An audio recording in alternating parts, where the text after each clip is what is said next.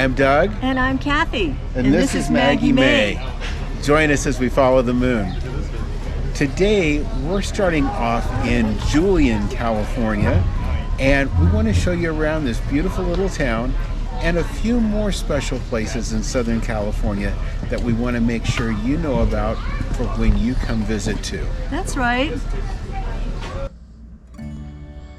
Now we start off with a couple of beautiful shots from our drive to our first destination in our video today.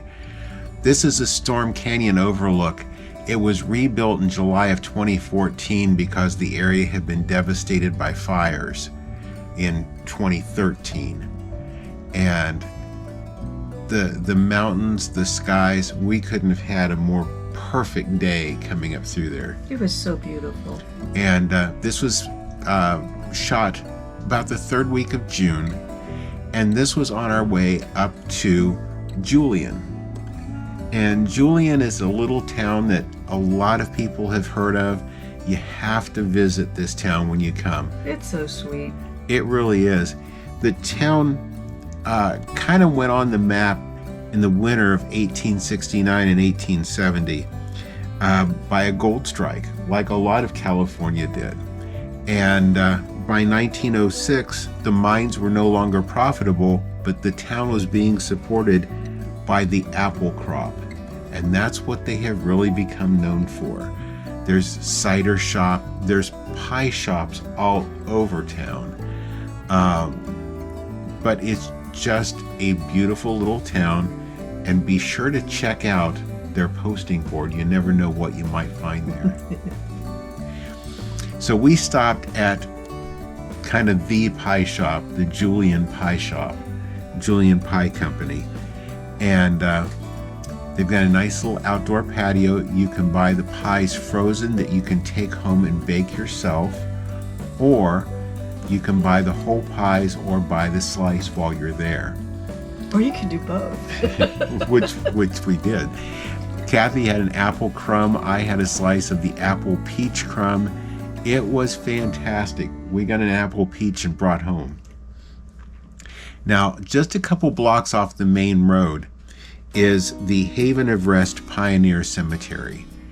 And this is on all of the tourist maps of Julian. We'd never been here before.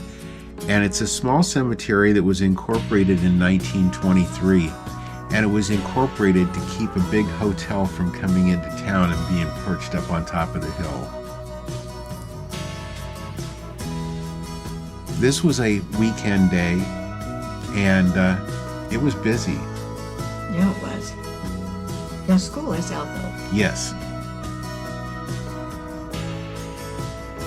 You find a lot of historic markers on these buildings. There's a lot of old buildings as you go.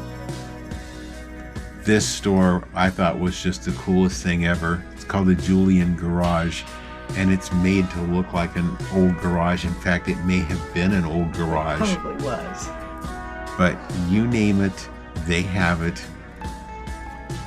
It's one of the few times I went souvenir shopping for myself, but they had some really cool stuff in there.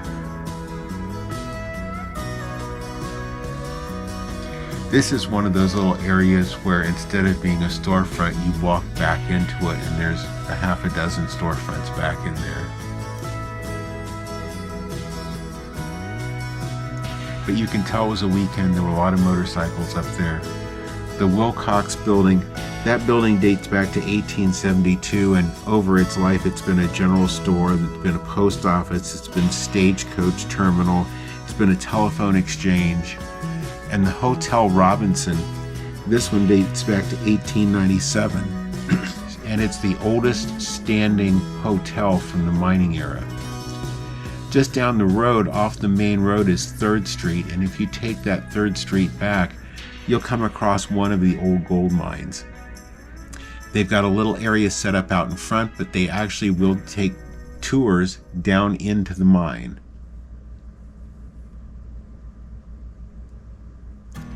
Now next up is the Cabrillo National Monument. This is in Point Loma, which is again about as far down as you can go in San Diego. Beautiful scenery. They've got great hiking trails all over the point. You have a great visitor center where you can get your map and everything of everything there is to do there. And it is a fairly small area. Nice big parking area, and everything is an easy walk from the parking area. Now from that lookout, you'll see the monument across the channel there. That is the Cabrillo Monument.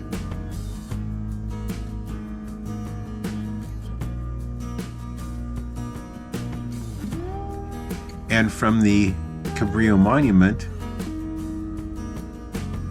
you can see the old lighthouse. The old Point Loma lighthouse, there is a new one that I wasn't able to get a photo of because it is on Coast Guard property.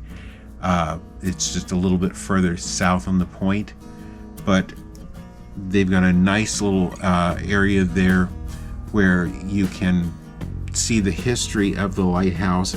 Again, this is an all free of charge stop, so it's a great place to take the whole family.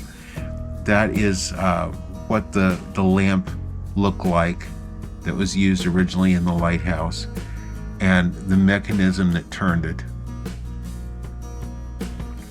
The lighthouse is open, and it's very unique.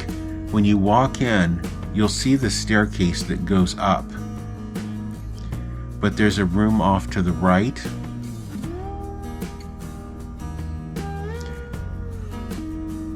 And you can see their little stove in there. And a room off to the left. So that was kind of the living space down there on the lower level. You'll go up the first flight of steps. And I'm showing you the steps here because if you've been up in lighthouses before, this is an easy lighthouse. It's got 2 flights going up. And on the second floor are the bedrooms. So the whole living space is built into the lighthouse. It's really kind of neat. You got one more short flight of steps, and then there's a ladder there in front of us. They do have it barred off, but I was able to get the camera up in there so you could actually see the lens and the light. One of the reasons that this works well for being a short lighthouse is that you are on these cliffs. Yeah, you're up so high over the water. And the view looking out there is just incredible. And you can see how high the water gets at times.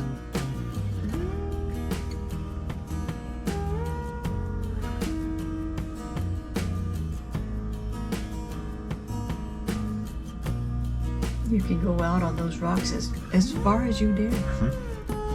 And if you have a national park pass, this gives you access to this area. Or you can pay to go in. Yeah. Was it? I believe it was $20. Yeah, I was going to say, I think it was $20. Next up is the little town of Escondido, which I shouldn't even say that. It's not a very little town anymore. No. It's really grown.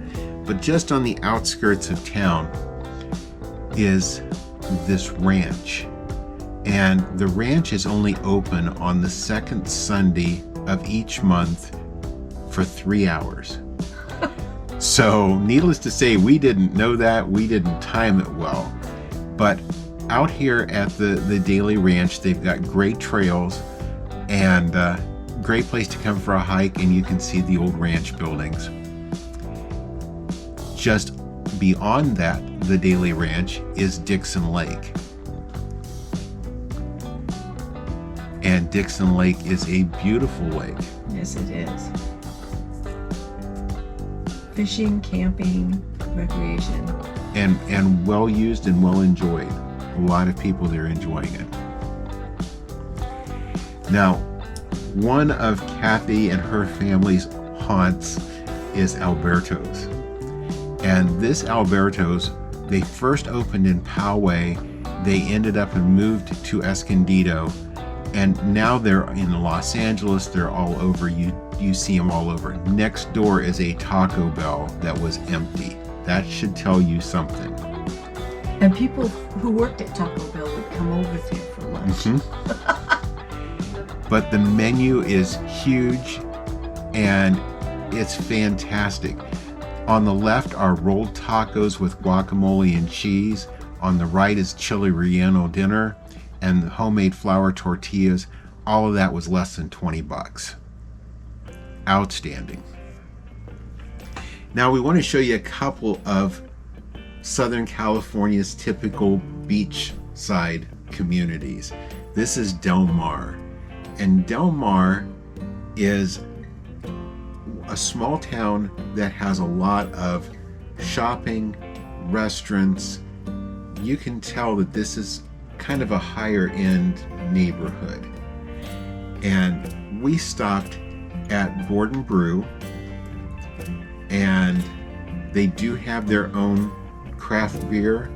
We got Cobb salads for lunch that were really, really nice.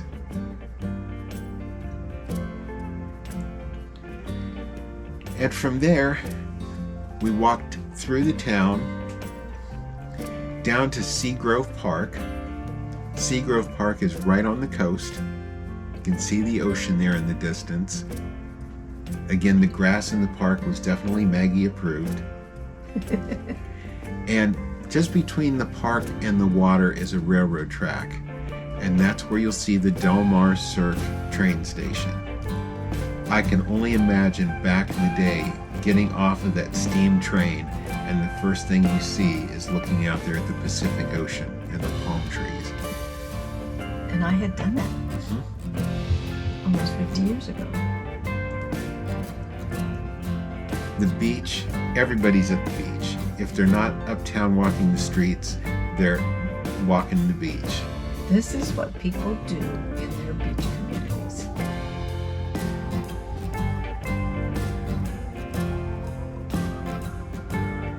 Before we left, we found this little place called Wynston's. And Wynston's is a homemade ice cream place. This is just some of their flavors. Very small place, excellent ice cream. This is called a 2-scoop regular, and that was bourbon pie. Cathy had a chocolate ice cream. We had no idea what we were getting when we ordered a regular 2-scoop. Now to another little beach community, La Jolla, California. And this building, that looks like it might be out of a cartoon book, appropriately, is the Geisel Library at University of California, San Diego in La Jolla. This is at the bottom looking up on it. It's an 8-story building, and if you don't recognize the name Geisel, you might recognize Audrey and Theodore Seuss Geisel, Dr. Seuss. Dr. Seuss lived in La Jolla, and I love that. That's so perfect for our life right there on that little tablet. Oh, the places you'll go. That's right. Now they do have a collection of some of his original works. And I guess that it rotates. They only had 3 displays of his original art.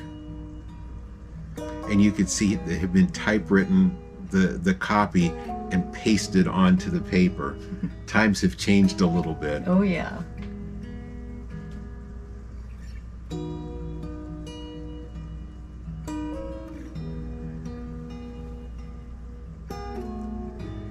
But that's definitely something to come and see while you're in La Jolla.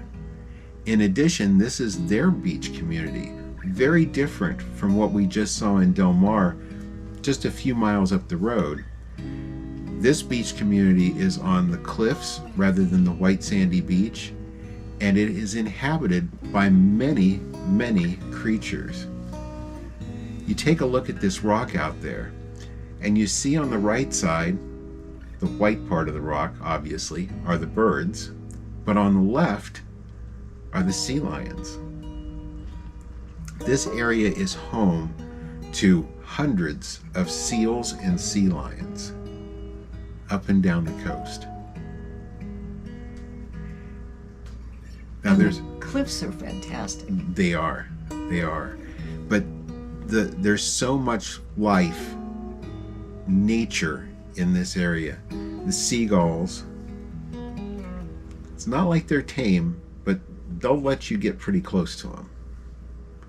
The caves in there where the water keeps beating up against. And that's a tide pool. And that was actually a children's beach there. Mm-hmm. Now, if you look in that ice plant, the greenery, you'll see one of their squirrels just munching away there.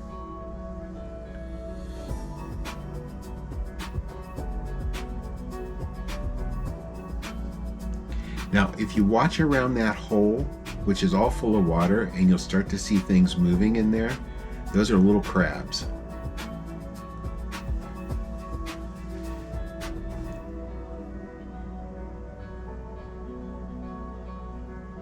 And again, whether it's a big white sandy beach or whether it is the cliffs and the tide pools, everybody's out and they're enjoying the ocean. They're enjoying the outdoors.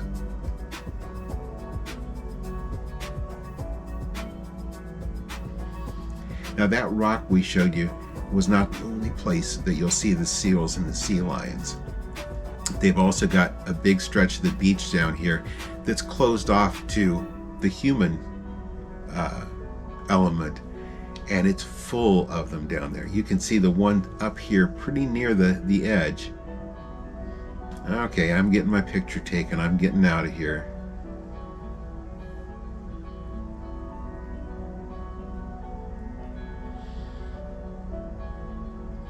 Cathy got some great shots, close-ups of them, and the sounds, the barking that they made. That was a little feisty one on the left.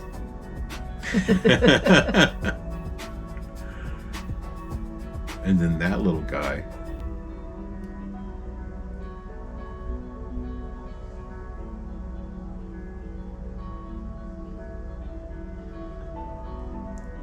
But they were on that area of the beach. If you went just around that corner, there were a couple more rocks that jutted out into the ocean. They were laying out there.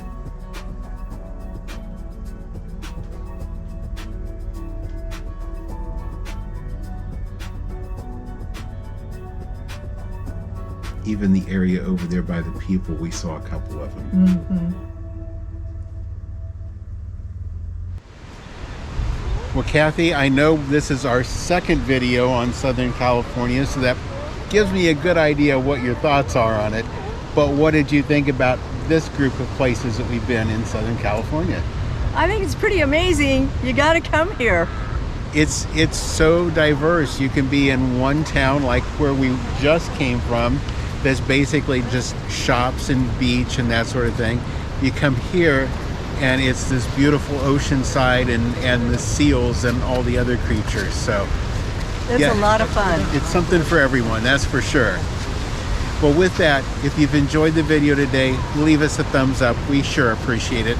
If you haven't already subscribed to our channel, please subscribe and ring that notification bell. That way you'll know when all of our videos come out. And thank you for following us as we follow the moon. Thanks for watching today. If you haven't already, please subscribe to our channel. And be sure to ring the notification bell so you'll know when new videos come out. Don't forget to follow us on social media too.